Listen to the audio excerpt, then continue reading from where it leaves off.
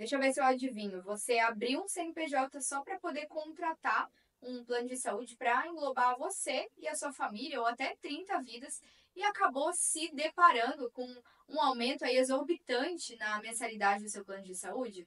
Pois é, muita gente está passando por isso e isso pode sim estar te prejudicando.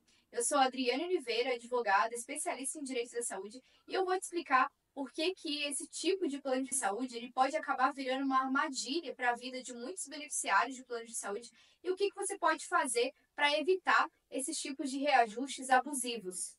Nos últimos anos, muitas pessoas foram orientadas a abrirem um CNPJ só para poder contratar um plano de saúde que a princípio parecia aí mais barato e esses beneficiários acabaram se deparando com mensalidades muito altas ao longo do contrato. E o problema desse tipo de contrato, feitos aí em nome de uma empresa com poucos funcionários, geralmente aí só você que se inclui aí como funcionário dessa empresa, elas acabam aí não tendo um controle rigoroso da própria ANS.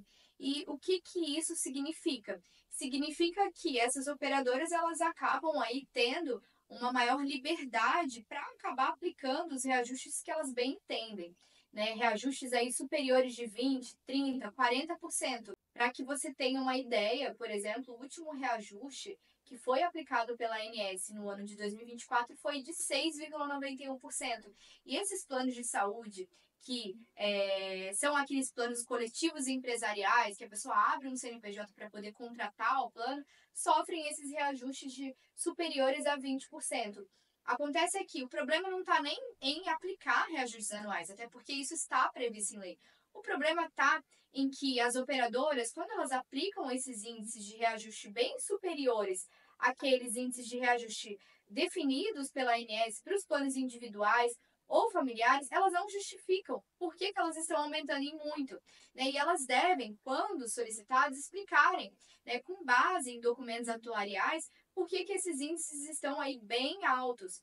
Né? E esses documentos, eles precisam justificar, por exemplo, de que houve um aumento, né, no uso do plano de saúde pelo grupo, também que houve aumento aí no custo de exames, consultas, enfim, todo um documento atuarial mesmo que justifica esse aumento muito exorbitante na mensalidade do plano de saúde.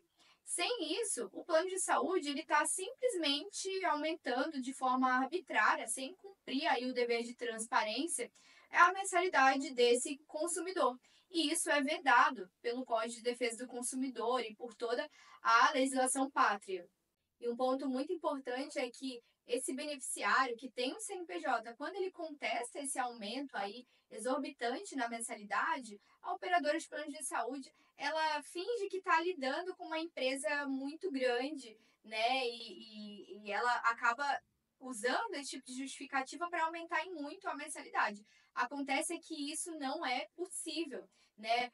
Até porque esse tipo de contrato, ele acaba sendo, em verdade, um contrato aí com menos de 30 vidas. Geralmente a gente tem aí um contrato com 5 vidas, por exemplo. Né? Então a gente não está lidando com uma empresa, a gente está lidando com consumidores. Então não cabe à operadora de plano de saúde negar a esse consumidor o acesso a esses documentos para que ele entenda por que, que a mensalidade está aumentando em muito. Então, se você contratou um plano de saúde como empresa e não está conseguindo entender por que, que a mensalidade está aumentando em muito, né? A operadora se nega a justificar isso, provavelmente você está sendo vítima de um reajuste abusivo. E você pode e deve contestar isso na justiça. Então, se isso está acontecendo com você, não deixe de procurar um advogado especialista em direito da saúde e também não deixe de compartilhar esse vídeo com quem mais precisa.